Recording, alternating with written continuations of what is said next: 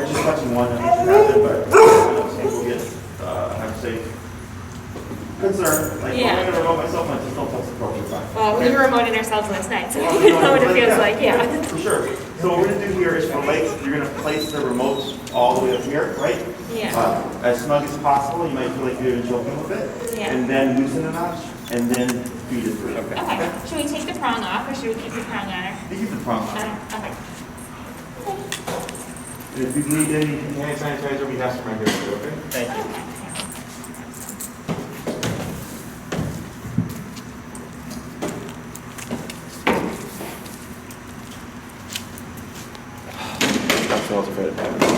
We just need to get a video of you going like this. ASMR. Hand sanitizer. I knew a guy that did that. A guy and a girl that did that. Really?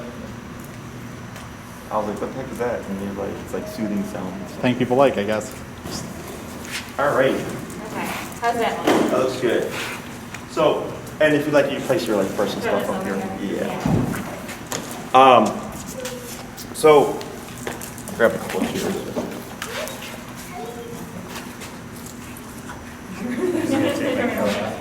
Oh, yeah, I know. So, do you have any questions before we get started? I don't think so. I think, yeah, kind of everything we've already talked about. Okay. And, yeah, we're here to learn, so All right. whatever. Sure. So, refresh my memory. I remember when there was an incident with your dad, was that correct? But that Yeah. was from like, somebody charging out the front door and everything? Right, so she Okay. was out there, came back in, and came out there. He was new. She freaked out. Sure. Yeah, so really since then, we've just been kind of crossing the street if we see anybody or a dog or anything like that. Okay. She'll still like kind of bark if people are coming up the stairs, won't Sure. let anybody into the house, things like that. Okay. Uh, So, won't let anybody in the house. Yeah. Have you attempted to have anybody come in at all? And then No. you're like, oh crap, like that's not good, or? So we have, the last time we had people over was July 15th. Okay. And we have her, we were told by another trainer, have her in another room and then let the people sit down and then bring her in on a leash. Yeah. And people toss her treats. And then it takes her, I don't know, half hour, 45 minutes to settle down, but Okay. she's never actually really settled. Okay. Really works. Okay, so what they did there is they're avoiding the trigger, which is the door knock or the doorbell, right? So there'd be a knock, you open the door, and then she triggers whatever's behind it, okay? Yeah. So what we're gonna, so go ahead and put your remote here. When she gets that intense, the last thing you want to do is get in front of her, okay? What's your number at? 15? I haven't tried it on her yet. Okay, so we're gonna press that 15 button, and I'm gonna have you remove yourself from the door. Yeah, like that, okay? And tap, tap, tap. Let's go ahead and go to 25. So what we're gonna do here is find her working number. So she's highly anxious and highly under stress, and now she's starting to escalate, okay? Tap, there we go. 1 second. Tap. Yep. There we go. So you see how we're getting that kind of shaking the head response? Yeah. Let me have go to 28. Yep.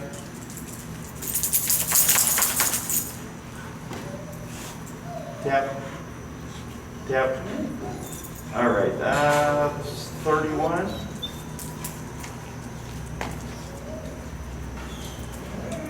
Tap. Tap. Tap.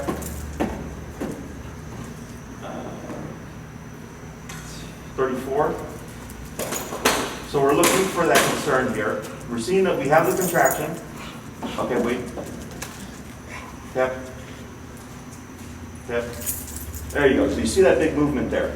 So before it was twitch, twitch, twitch, nothing really, but there you tap and she did this. She moved back. That's going to be our working number in this setting, okay?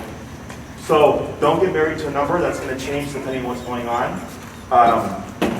As you get used to it, you might find she has like a resting range. 25 to 35 is pretty standard, but that might change according to what's going on within the environment, okay? So if you go out and there's a lot of dogs out, she's really under stress, you might be at 70, okay? So right now, we're in my facility. There's a couple of dogs in the play area. She started targeting them, like eyeballing them, and then she started looking at me when I was looking at her.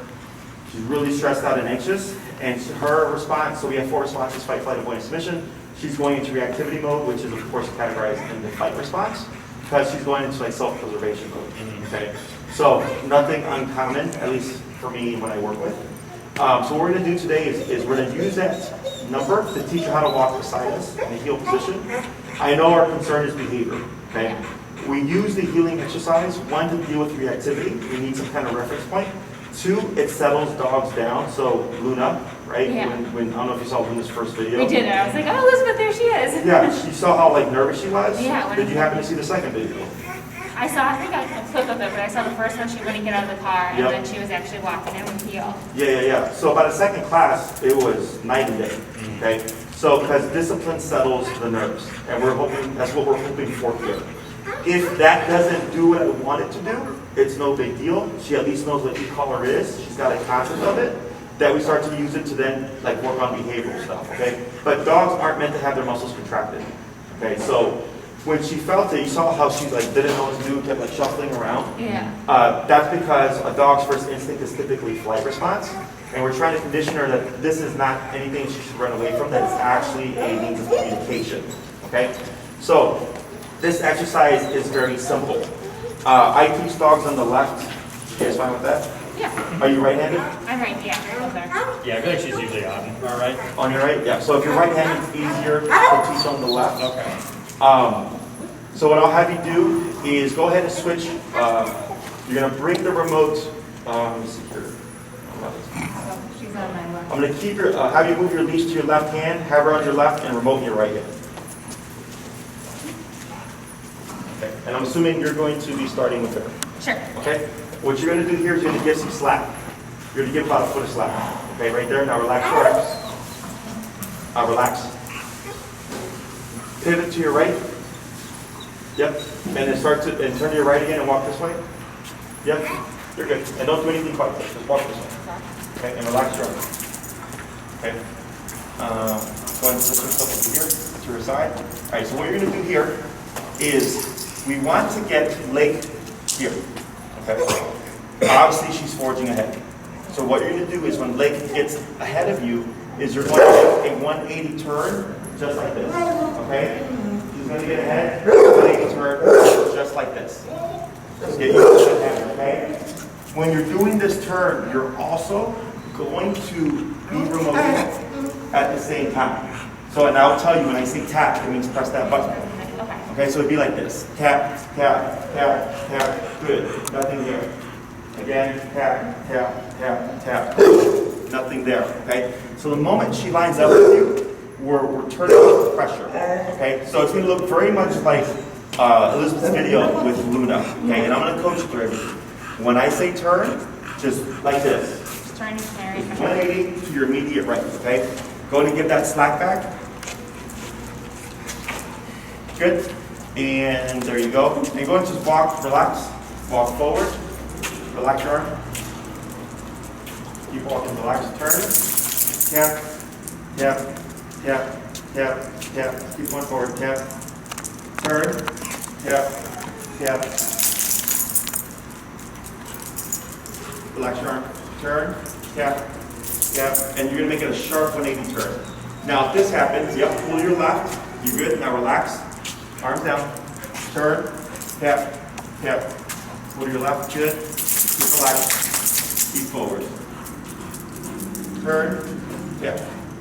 Pull to your left, tap. Good. Turn, tap, tap, tap, tap. Good. Keep going. Relax. Turn, tap, tap. Turn, tap, tap. Yeah, just keep forward. Yeah, keep forward. Turn, tap. Keep that arm down. Tap. There you go. So you're using that arm as an anchor, but you're not using it to really pull her much unless I instruct you to, okay? Okay. So you're doing good. Turn, tap. Forward, tap. What number are we at now? 34. Let's go to 38.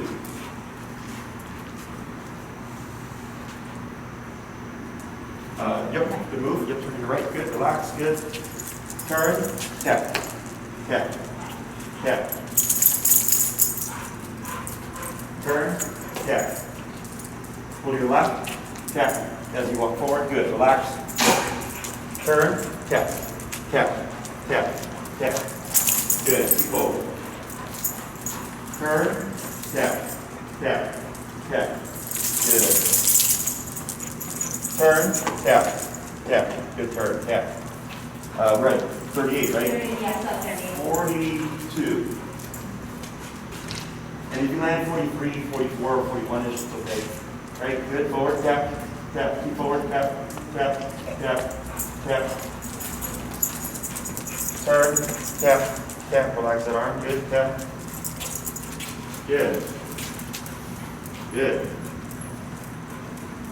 Slow turn. Pull to your left.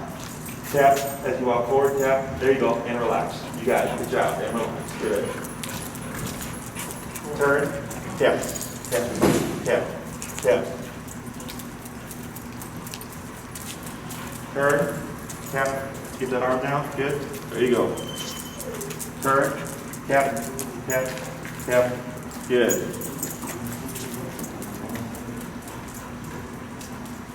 Turn. Tap. Tap. Tap. Tap. Good. That's okay. Turn. Tap. Tap. Tap. Tap. Tap. Tap. Tap. Keep forward. You got it. Good. We have 41 or 42? 43. So 46. And I'm going to have you walk more center here. Okay? Turn. Tap. Tap. Good. Keep forward. You got it. You got it. Good. Slow. Slow turn. Tap forward. Tap. Tap. Tap. Tap. Tap. Tap. Tap. Keep forward. Tap. Tap. Tap. Tap. Good. 50. Turn. Tap. Tap. Good. There you go.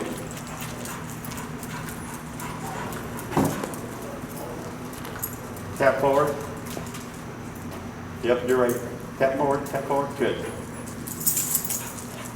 There you go. Turn. Tap.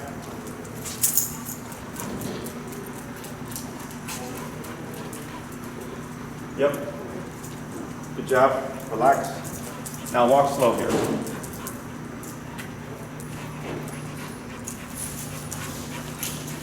Come slower and stop. Okay, give a tap, tap, tap. All right, 54. So we're already making some progress here. Can you see it? Yeah. What are you seeing? Yeah, we started looking up at her a lot more. Start paying attention, right? And she's starting to settle a bit. That tail is up and wagging. That tail up and wagging isn't happy. That tail up and wagging is thinking. Okay, so tail wagging doesn't always mean happy, just remember that. They can also mean I'm going to strike. It could be a warning of don't get any closer. It could be I'm excited. It could be I'm in thinking mode. So you have to read it within the context. Okay. So now she's starting to settle, and this is putting her in a more passive state, which is going to help her be able to take in the environments where she'd feel under stress better. Okay.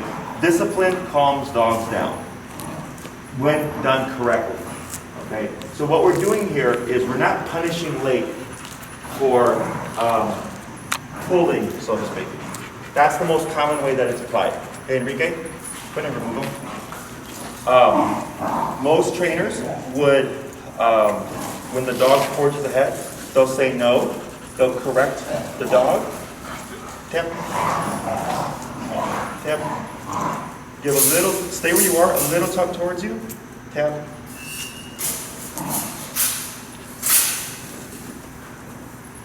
Light pressure up on the leash. Pull up. Yep, lightly pull up. Tap. Tap. Right there, and relax. Good.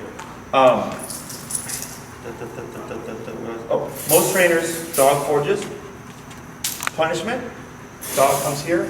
Heel. They keep walking. Dog goes again. Punishment. Heel, right? Dogs don't learn that way. They don't connect like, oh, I'm sorry, I'm supposed to be walking beside you. They don't learn that way. I don't know why it's still in existence, but it's a very popular method.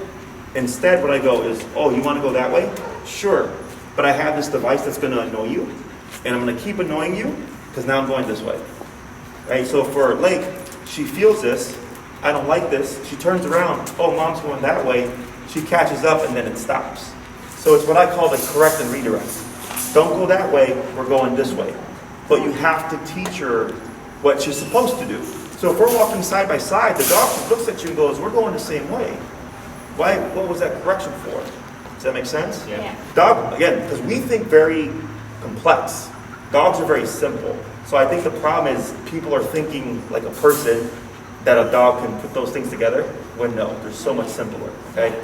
So we just needed to find a number that was gonna make Amy important enough to her to forget about everything in the environment. Here, she was a bit spaced out, and we bumped the number, and I said, hey, you're too far. She came in closer, but then she was standing, and she's like, I don't know what to do here. You gave gentle guidance with the leash, and the remote said, put your butt down. Okay? So with this tool, you can really communicate to your dog effectively and efficiently as long as you know how to use it. Okay? There was no word said in that entire moment, but I got exactly what I was looking for. Okay? Does this make sense? Yeah. So the reason why this is effective is because we're talking her language. If in the situation with your dad, somebody in the yard, I don't want them in my yard, what does she do? She bites, right? Get out of my yard. Okay? So she doesn't have a gun or anything to chase him out, like, get out of my yard. No, it's a bite. And in that moment, it happened to be your dad, which is unfortunate, right? But that's how she thinks. So what we're doing here is we're biting her, but at the press of a button. And in a very non-confrontational way. Yeah. Most trainers, like when we see aggression, most people think like,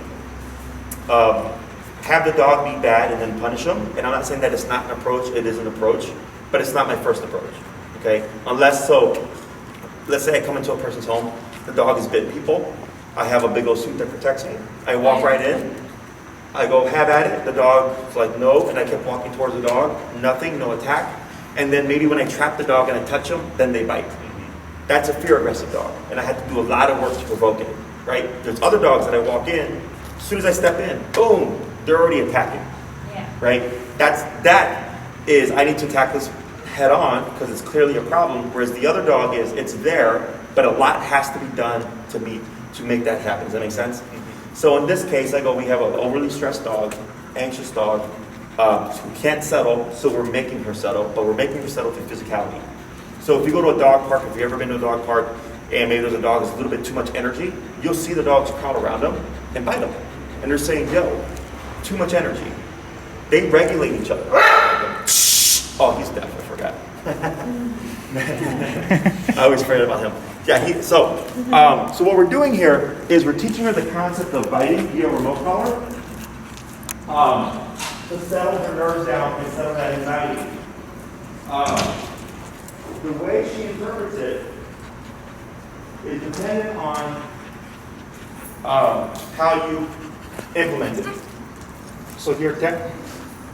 Yep. Yep. I'm going to have you, that's fine. Relax. Yep. Leg pull up. You what?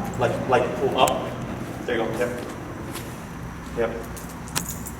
Wait a moment. Wait. Up. Yep. Yep.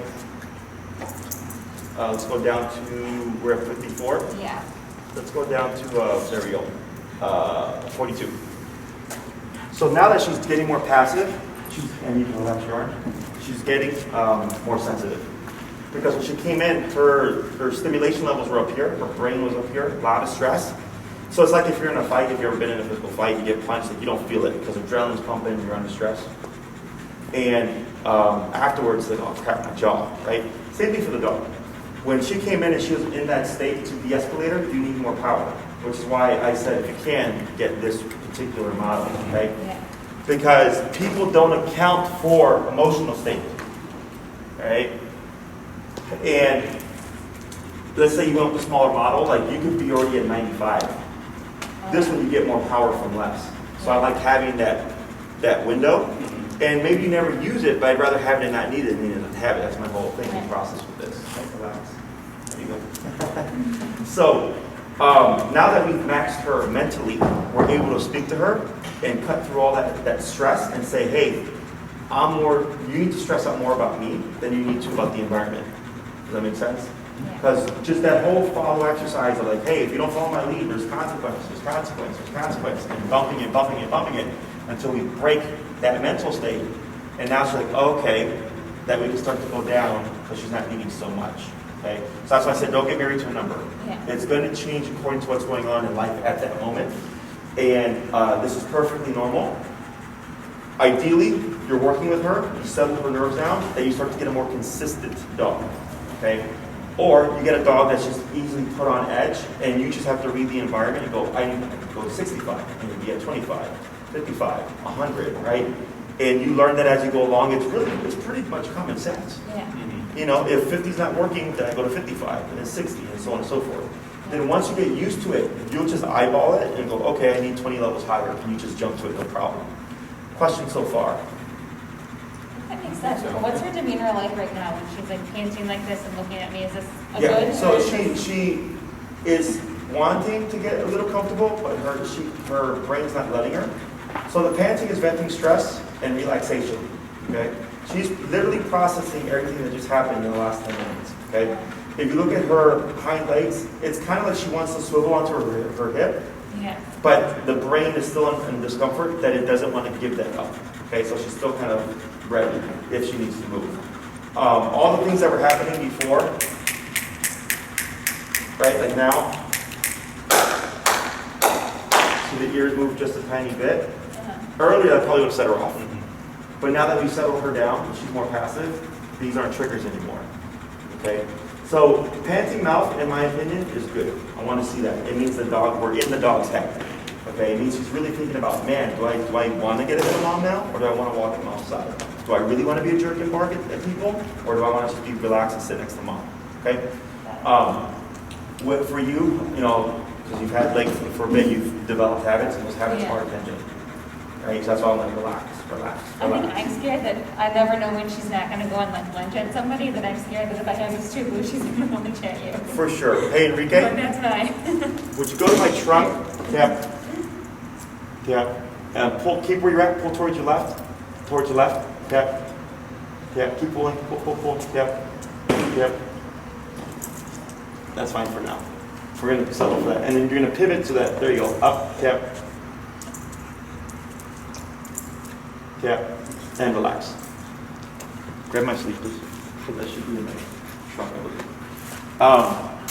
So you hear that panting? Right?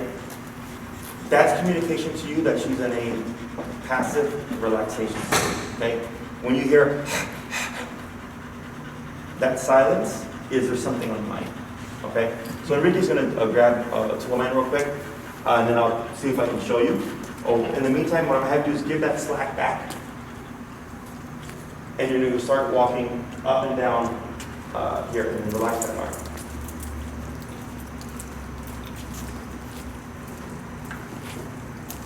Good, slow turn. Nothing here because she turned with you. Turn, tap. Keep that arm down. There you go. Slow turn.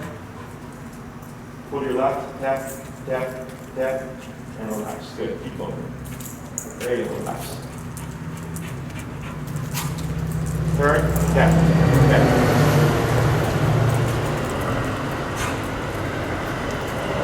Keep forward. Slow turn. Pull to your left. Tap. Pull to your left. Yep. Tap. Thank you. You can check your front close. Keep forward, relax that arm. There you go. Turn to the left. I'm sorry, right. Tap forward, relax your arm. Good. Go ahead and speed up a bit. Slow walk. Turn. Pull your left, tap. Relax. Slow. Slower. Stop. Good. Lightly pull up. Tap. Tap. Tap. Tap. Tap. Tap. Tap. Tap. Just a bit more upward pressure. Yep. Yep. Almost. Keep thinking about it. And relax. Okay. So, I want to have you stand next to her. Shorten your leash.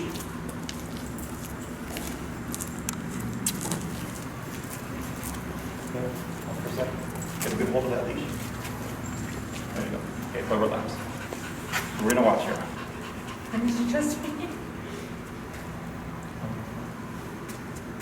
You hear it got quieter? Yeah. Or you get louder. Okay. Now, one thing I'm looking for is actually a completely closed mouth. Okay. Completely closed mouth is loading. All she did was quiet down the breathing, which she kept breathing. Okay. Try it again.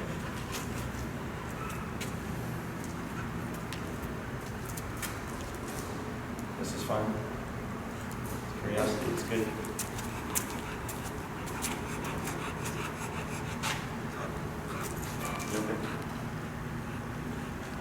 Good. So she didn't close her mouth. So what does that tell us? Not nervous? Or she's passive right now? Yeah, she's passive, right?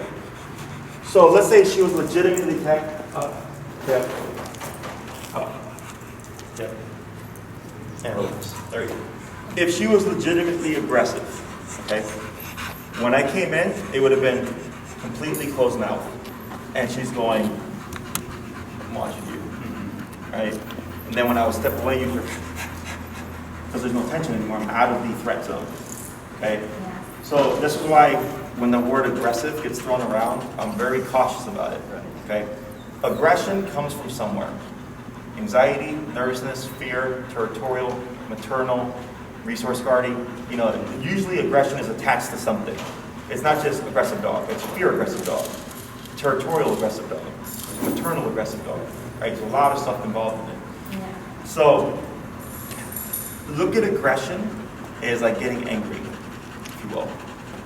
Everybody gets angry, I think we agree with that, right? But not everybody may become aggressive when they're angry. But let's say someone's just being egged on and egged on and egged on by the same person over the course of time, and they one day just exploded and beat up the person, and you like heard the story and you're like, oh, well, that makes sense. Like the person was egged on for a year and this and that and all that stuff, this person harassed them, and then finally they're like, I'm tired of this. So it's not an aggressive person. Like we don't say that. But when it comes to dogs, people are very quick, oh, aggressive dog. And I know there's a lot of prerequisites that were met that led to that situation, right?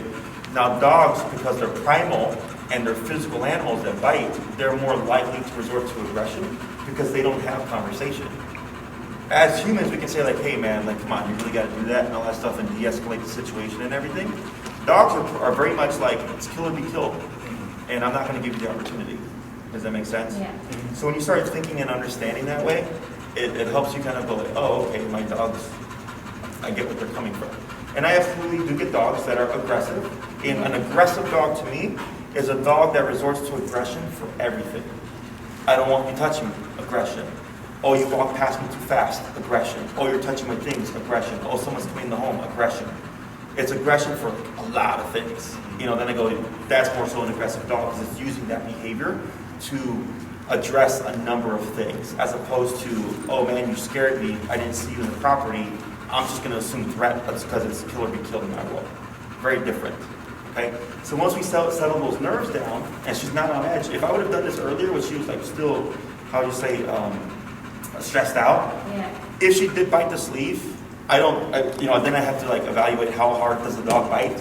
A lot of times it's just like a little nip, so it's kind of like, please don't, right? Right. But if you're, obviously because you don't have protection, Right. it'll still do damage, Yeah. possibly.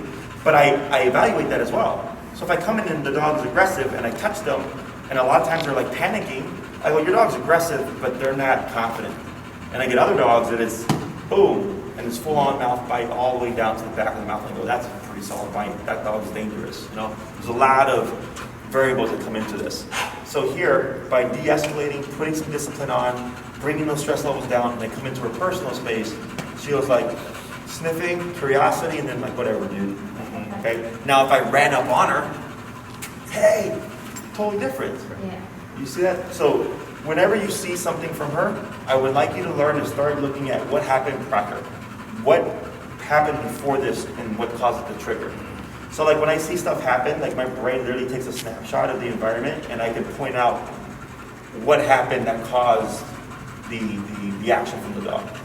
You know, whereas most people, because they don't know what to look for, it's just like, my dog just became aggressive. And I'm like, yeah, but this happened over here. Didn't you see that? They're like, no. I'm like, well, that's why the dog became aggressive. Okay? So as you learn more, it'll just become more kind of second nature, if you will. So let's go and swap handlers here. Okay.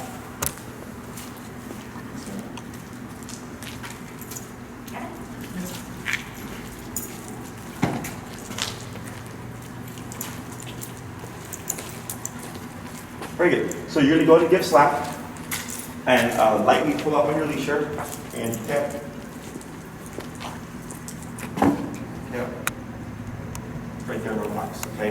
Now I'm going to relax the left arm and you're going to let some more leash go. You're going to let out about a foot right there. Okay. About 6 inches. There you go. Right there. So you see where the loop of the leash is on the bottom, where it kind of makes a J shape? When you have the space, and by space I mean you have a sidewalk and there's nobody on it, we don't have to worry about dogs behind fences. If you keep your leash like that, it gives her plenty of slack to make mistakes. Relax your arm. There you go. When you have slack like that and it's right by the armpit, you see where the loop's falling by the armpit? It'll keep it from going underneath her leg so she doesn't get tangled up, but still give you plenty of leash to work with so that if she makes mistakes, you're able to make this turn. What makes this exercise very effective is the fact of giving space. Okay? Most people pull in the dog physically or they go to their dog. I go, you keep going, I'm going to keep annoying you until you figure it out. Get your butt over here, right? So the more distance she has to close, the better she understands the concept of remote means come to the side, okay? So if you're walking, maybe you're at the park, it's nice and quiet, no dogs around, no people around, you want to test, are you really paying attention? You'd start your exercise, you'd have your leash set up like this. So if she's walking with you in that environment, leash slack, and you're just going straight, she's spot on, what does that tell you? Yeah, she's attentive, she's paying attention. She's doing what she's being taught to do, right? Most people do this, and they restrain their dog. You know, and I've had people like, yeah, my dog heels, I'm like, show me. They'll be like this. I'm like, your dog is not healing. You're just physically keeping your dog by your side. I'm like, let that leash go, and the dog will practically run away from the person, right? When she is engaged with you mentally, you don't need leash to keep her on your side. This tool allows you up to off-leash control with the methods that we use. So it's not about physical control, it's about mental control. And if we have mental control, stress levels are down, the brain's not all over the place. She's been looking at you now for the past like 3 or 5 minutes, right? Now, this is not realistic in the sense of her being like this, okay? It's not gonna be forever.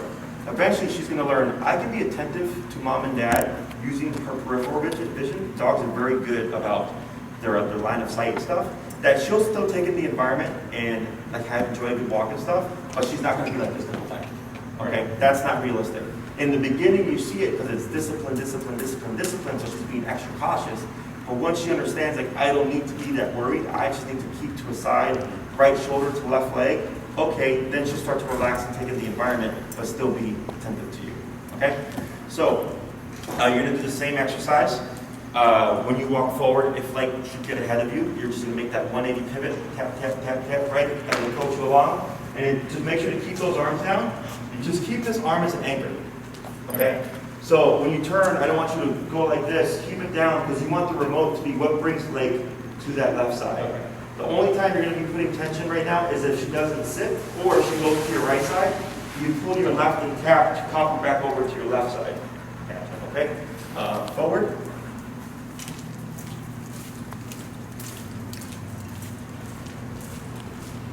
Slow turn. Good. Pull to your left. Tap. Tap. Tap, keep forward, good job, relax. Keep forward. Turn, tap. Pull to your left, tap. You're at 42, right? Yes. Let's go to 36. Yep, keep forward, relax your arm. Good, slow turn.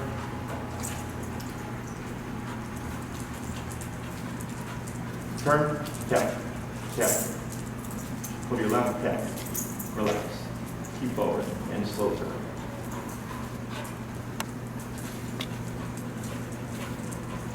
Turn. Tap. Tap. Relax that arm. Yeah, there you go. She thought about it there for a second. Slow turn. This is okay. This is good. Yep. Keep relaxed. There you go.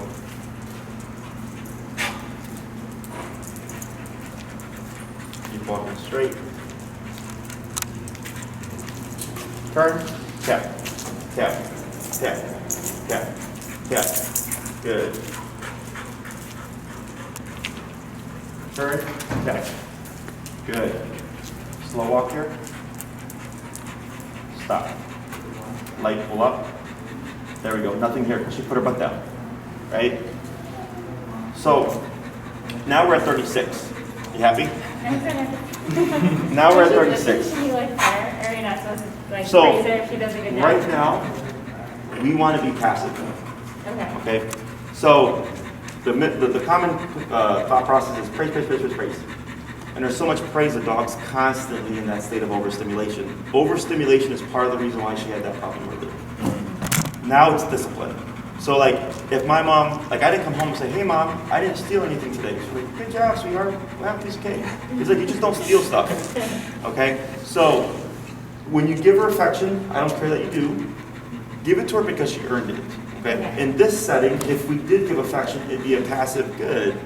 So you're giving that positive energy, but you're not like, right? Because now that's what you're going against yourself, right? And the other thing is, you can't be an authority figure and a buddy at the same time. Okay? It's like being a parent. Like, yes, I did like buddy type things with my mom growing up, right? But she's still my mom. Yeah. Right? So same thing here. People get dogs for companionship, love, love, love, affection, affection, affection, but it's unhealthy. They need someone to be in charge. If there isn't, we get what we had when we first started. Okay?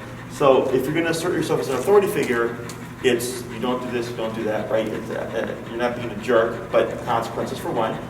And if you're adding that praise in this setting, good girl, right? Good job. That's about what I would calculate in terms of energy. Now, if you're in the backyard playing fetch or something like that, or engaging with her and playing touch, good girl, right? Because that's the activity that we're doing. Time and place. So look at her as a 3 to 4 year old child. Dogs are by association. Okay, same thing with kids. So like, if my mom said, we're going to church, I was like, all right. But then I was like, we're going to Disneyland.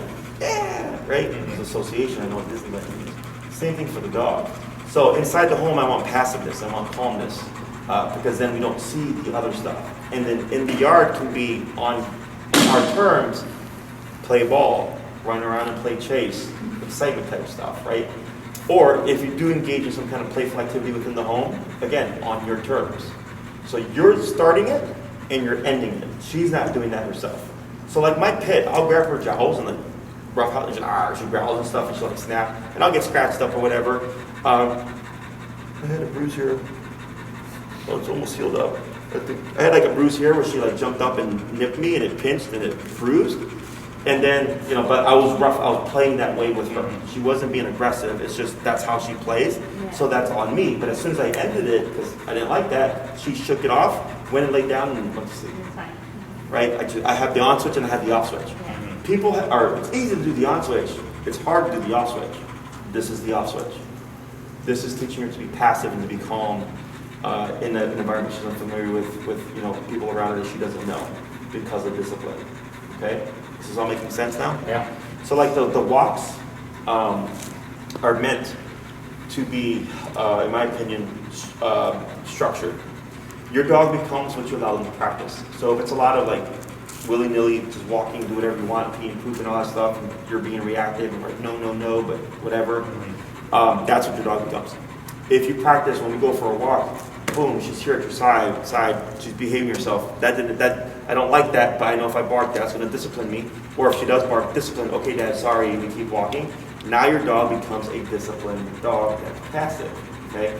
So the walks, the reason why this is such an imperative command is because, one, pretty much everybody in Chicago walks their dogs, right? You have to take your dog off a walk if you look in the building, whatever. So that's one part of it. But also, since it's something that you do on a regular basis, it allows you to practice discipline and structure on a regular basis, okay? So With this, when I have that level of focus, it's more exhausting to the dog to actually walk with you in this style. Because she has to withhold her impulse control. I mean, not her impulses. I can't just jump in everything now. I can't just sniff everything now. I can't just like pull towards anything I want. I have to be right next to dad. And it's not physical restraint, it's mental restraint. She's choosing to be there and going, nope, can't do any of that stuff. That is exhausting. Okay? So you might find you go home today, boom, she's gonna pass out. Right? So practicing leash walking in this manner, this discipline, is 2 to 3-fold of what a regular walk would be. So if you do 15 minutes, it's like a 45-minute walk. Okay? So reactivity, I can't remember. Dog reactivity or anything? Yeah. Okay. This is our foundation as well. So reactivity, like we saw earlier, can be just lack of formal discipline. Once we get that in play, ideally we don't even see it. Now let's say you do see it. It's okay, it's part of the process. I want you to do a couple of things. I want you to think about the other dog. What was the other dog doing? So if you walk by dogs, you're like, man, she's not being reactive, but then you note they're all passive, calm dogs, or maybe their dog's 10 feet away, then we know we've covered that part of the spectrum, right? If it's a lunging, barking dog, or a dog that's 3 feet of her and she becomes reactive, then we know that's where our threshold is, right? Because reactivity is a spectrum. So you're my feedback when you're doing your homework and stuff. You're making note of these things. Jessie saw 20 dogs. She was only reactive 15 times. I'm like, great, that's a 75%, change there. What were the last 5 dogs? And then you'll tell me, and I'll say, okay, you know what? This is what we're going to do. We're going to tweak a couple of things. This is how you're going to handle it. We teach more stuff. I'll see you in a week. Okay? So we're going to get reactivity most likely. Don't look at it as a bad thing. Don't look at it as if you failed her or anything like that. I like it when that stuff happens because that's how you develop your skill sets. I know how to handle aggressive and reactive dogs because I've done 10 years of doing that. To the point where now I can just say, here, grab this stuff and I'll coach you through it. Whereas before it was always me teaching the person and like actively showing, right? Yeah. So, questions so far about any of this stuff? I don't think so. Just when when we go out for a walk, we keep like the same routine, but just like if she gets distracted or is looking at another dog, we just give her a nick and bring her back to Close. where she's supposed to be. So what we're going to do is 80% work to 20% play is my general structure. So if I'm going to go for like a hour-long walk, 45, 50 minutes will be structured heel, and 10 minutes will be break time. And you can divide that up however you want. You can do 5 minutes in the beginning, long structured walk, 5 minutes at the end for a potty break, and then we're done. Or you can do 1 in the beginning, middle, and at the end. You divide it, but 80% work to 20% work. When you see the context of reactivity, either by another dog, or if you feel like, I don't know how she's going to behave right now, what I want you to do is if we're on the sidewalk, we'll pretend this is the street, street, grass, sidewalk, okay? Is if I see a dog coming, I go, okay, I think there might be reactivity here, is it's easiest in the beginning to step aside to the edge of the grass, and then you're going to shorten that leash like I had you shorten it earlier, okay? And then you have your remote ready, and you're watching, and if I'm and she's just like this, right? And then she starts to do this, that's already her going, that's on my radar. You would actually tap there. You wouldn't wait for the ideally. You try to get it out of her head before the thought even happens, or before the process happens. Because once she's in reactivity mode, she's adrenalized, she's gonna need a lot of power to shut that down, okay? So if I can catch it here, the dog passes and nothing happens, good, okay? Then I make a note, 45, 6-foot gap, pass the dog, very good reactivity, okay? You use that for the next time. Oh, I see another dog. This dog's bigger and more energy. Go back, shorten your leash. I'm gonna gamble 45 work for a calm dog. I think I might need a little power for this dog. If you have plenty of space and you wanna do it how we would typically do it, it'd be, my 45, if she becomes reactive, tap, tap, tap, no response, I bump it, tap, tap, tap, no response, I bump it, tap, tap, tap. And I keep repeating that. So eventually, maybe she does this. 80. Right? Then I look thermal. So I'm not even looking. I'm just turning the knob, clockwise goes up, because you're not going to kill your dog. You can't with this tool. So if you're worried about looking here, controlling her here and getting all that down while this dog is passing, it's too much. It's easiest to just focus on leg. I have it short, so if she does become reactive, she's not going to get far. If you give her a 4 to 6 foot leash and she lunges, she's got 4 to 6 foot leash to go, right? So I shorten it. So if she goes, she's only getting a foot. So that gives me immediate control. If you feel like you're making the situation worse, stop with the remote and just pull straight up. Okay, when you pull straight up to the point where I might even pick up the dog's front paws, because that's how they direct their bodies. They push with their back, pull with the front. Okay, so if she's like this, she's got nothing. Okay, you just got a barking dog that looks like a dancing bear. Okay, so then once it passes, I relax, go back, adjust my number, see if I can de-escalate her. Good. And then continue to walk. And then just make note of, I went as high as 75. It seemed to piss her off. Higher energy dog. Boom. Make a little mental note. And then you bring that to me, and then I help you proceed from there. Okay? But if you want to start challenging yourself and lake, my suggestion is to do that when you have the capacity to do so. If it's a single sidewalk and it's crap, this is too tight, I would say it's wisest to just cross the street or do what you can to get away from the situation. Trying to stop a reactive dog while moving is far more difficult than if you're to be stationary. Okay? Because you're not moving, you're not worried about placement. You have your leash short. I have full scope of leg and her body language. Her eyes, her ears, her hackles, her tail, her posture, her mouth, her breathing. Whereas when you're moving, you're trying to do all these things at once. You're not going to have a good sight of her. Plus, in my theory, reactivity is a moving behavior. Lunge, lunge, lunge, bark, bark, bark. Walking is moving behavior. So she's already 15% there.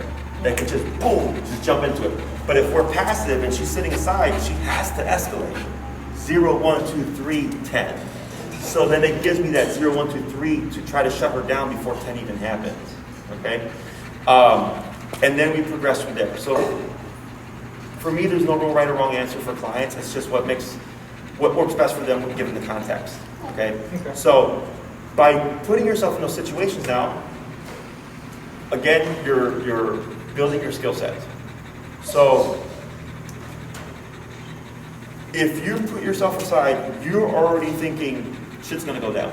And you're already thinking about the plans and the instructions I gave you. And let's say you have to practice them and you start to make progress with her and her reactivity is going down. But you're developing this pattern of when I step aside, I short my leash, I bump my number, I look at her, and like you're making all these habits, right? So then one day when you turn the corner and it's a dog out of nowhere and she becomes reactive, you're already going boom, boom, and then adjusting her, you're doing all those things subconsciously. Okay? So if you can, I suggest you do so if you feel comfortable enough with it. Otherwise, progress how you feel. Okay? If it's like it's only been the first 2 days, we're gonna just focus on the walking stuff and calming her down to see how that affects her. You get good with that, and like, okay, it's been a few days, I feel pretty good about it. Now I'm gonna try the whole dog passing thing. Maybe you only do it with certain dogs, like the passive dogs, not the lunging, barking dogs. That's perfectly fine. Okay? But we do at some point have to press out that comfort zone in order to make progress. Sure. Okay? Other questions? So before we go for most walks, I'm just trying to think about how I'm going to do this. We'll have her sit before we open the door. If we're having her sit before we open the door and she's not sitting, is that where we would nick her until she's sat before we would leave? So what I would do Or how do you recommend us starting? is, you leash her up, you color her up and stuff, is you can have her sit prior to the door opening. I like the idea, but I wouldn't say sit, I would use it through the neck. Because it's just, if you're putting discipline in the brain right off the bat, you're starting to walk like that. Okay. So, but you want to have your equipment on, the leash and everything, because she's not, if you just tap her with no leash right now, she's going to skedaddle. Okay, so the leash helps restrict her movement to help her find that answer faster. Okay. So then you go out, and then I might start with the potty break in the yard first or whatever, get that out the way. Then once you step out that front gate, now it's boom, we're walking, and it's going to be like this now. Okay? Once you start this command, it's your job to reinforce it. If she gets ahead of you, what do we want to do? Turn. In. And Nick, correct, right? So, boom, forever, okay, as needed. If you decide during the walk, she's done really well, it's been a long walk, and you think she needs a potty break, you would simply walk up to the grass, come to a stop. She should stop with you. If she forges, tap, tap, tap for her, turn again, slow down, stop, have her put her butt down, break, and then lead her to the grass. Okay? If you have a release word already, you can use that one. I use the word break. Break means her job is done.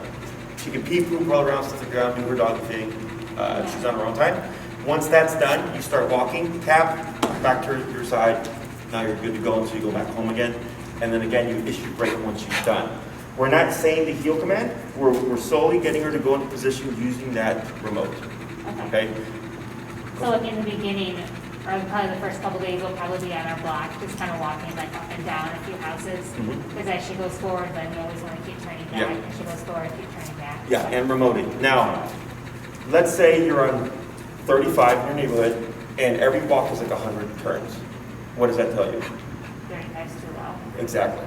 So you want to bump it. Okay. Okay. And for dog her size and temperament, I'd probably go jumps of 5, Yeah. so you get there quicker. Okay. And again, if you 35 to 41 is perfectly fine. 35 to 75 is a pretty big jump.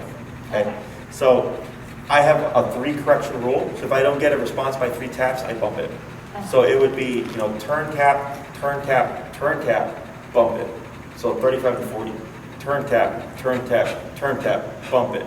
Turn tap, turn tap, turn tap, bump it. Now we're at 50, right? So then if it's turn tap and all of a sudden now she's locked on, in that moment, and you'll see it right off the bat. Once you get that number, because she's already got the concept already. Yeah. Teaching heel is super simple. Yeah. Once the dog gets the concept of walking right here, it's simply what's the number that's going to make you respect the command and do it in this environment.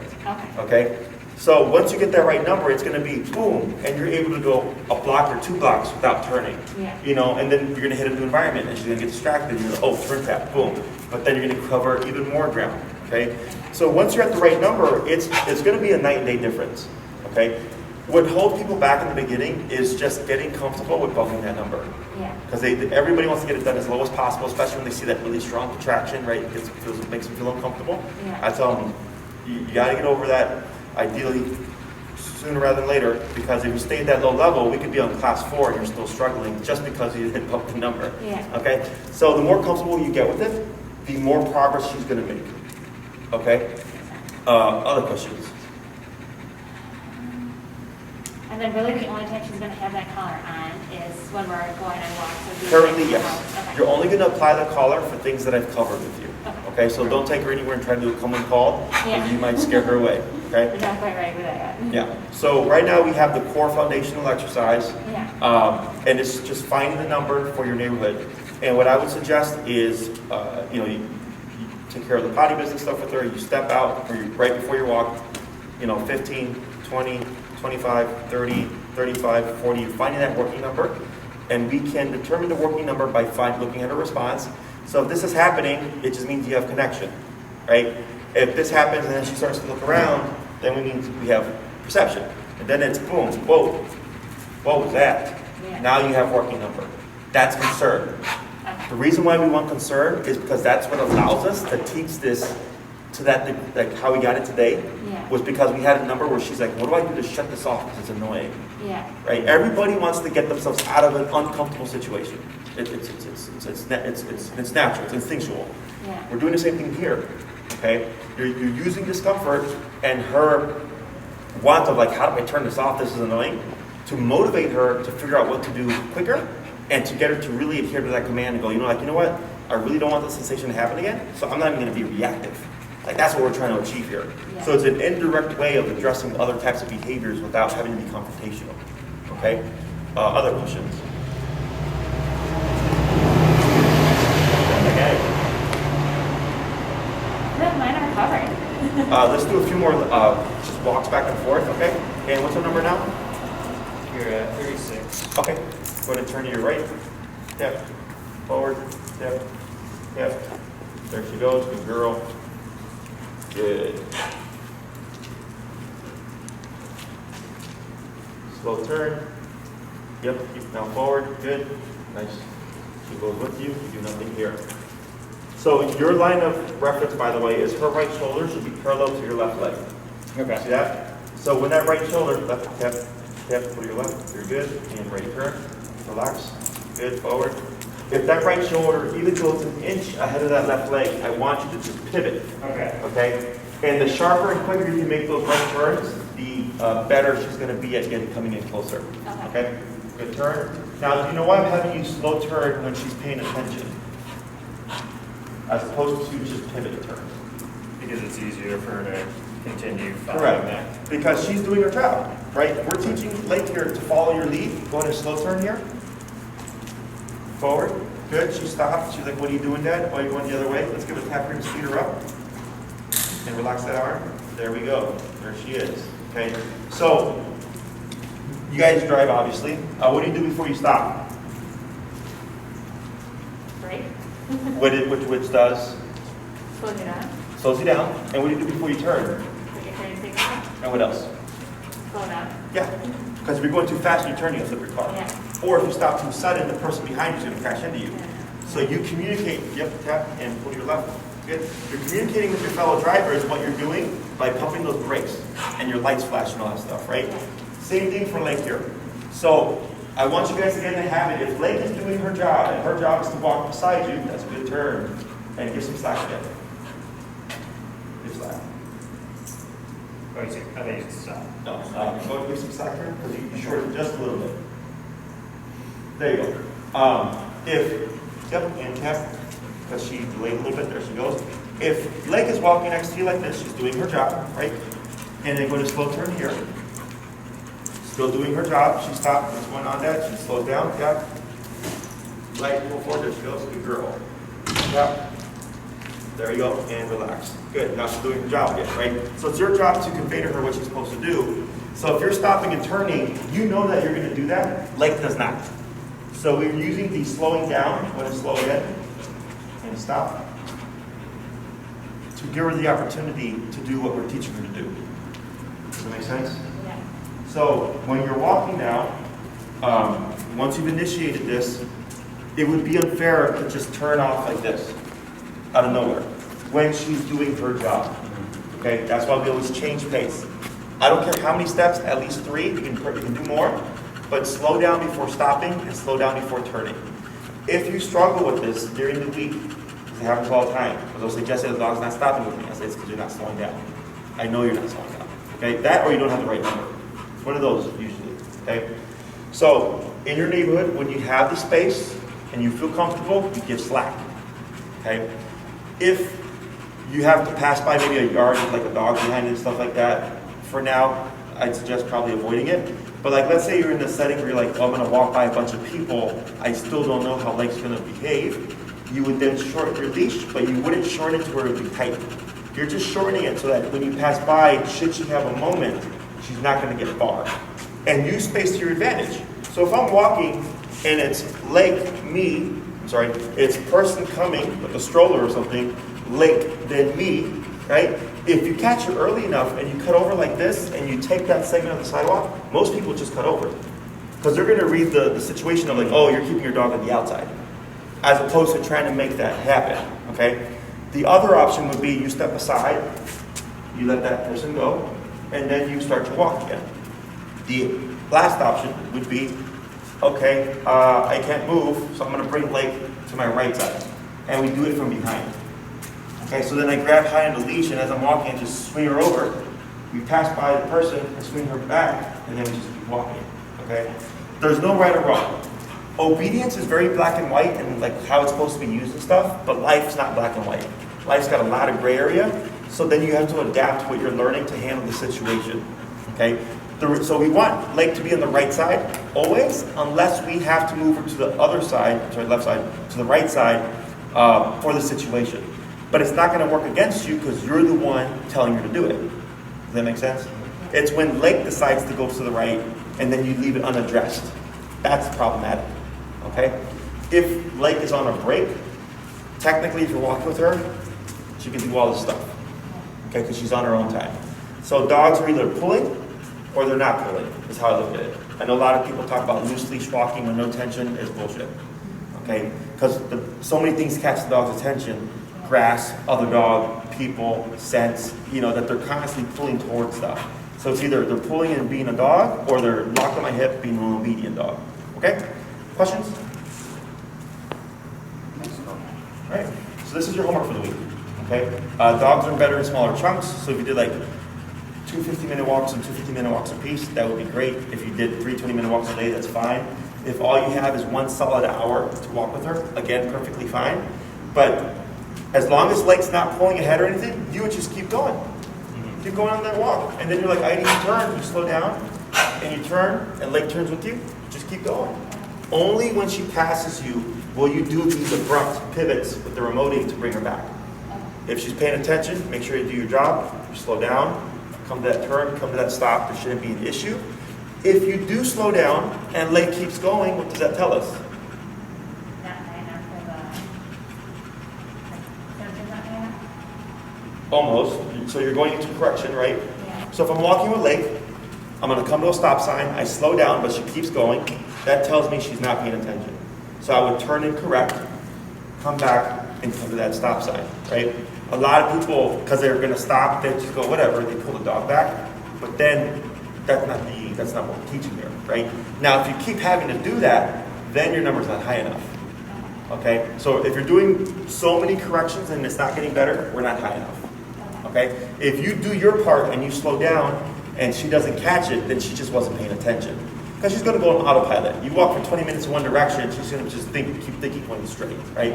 So when you catch her off guard, that's the brain just kind of, going off and dilly-dallying, whatever, and you just bring it back in. And those things are good because that's what allows us to teach her. You need to be very mindful of us. Okay? Anything else? Good. If you'd like, you can shoot me an email. I have a video of us working with the reactive dog, and you can see it happen real time. Yeah. So you have a visual that you can kind of watch and take that as a kind of guideline of how we approach it. In the meantime, again, if you feel like you're making matters worse, let the remote go. Just keep her contained. Let it pass. Take note of where you're at and stuff, and then just continue on. All right? Awesome. Good job, guys. Thank you so much.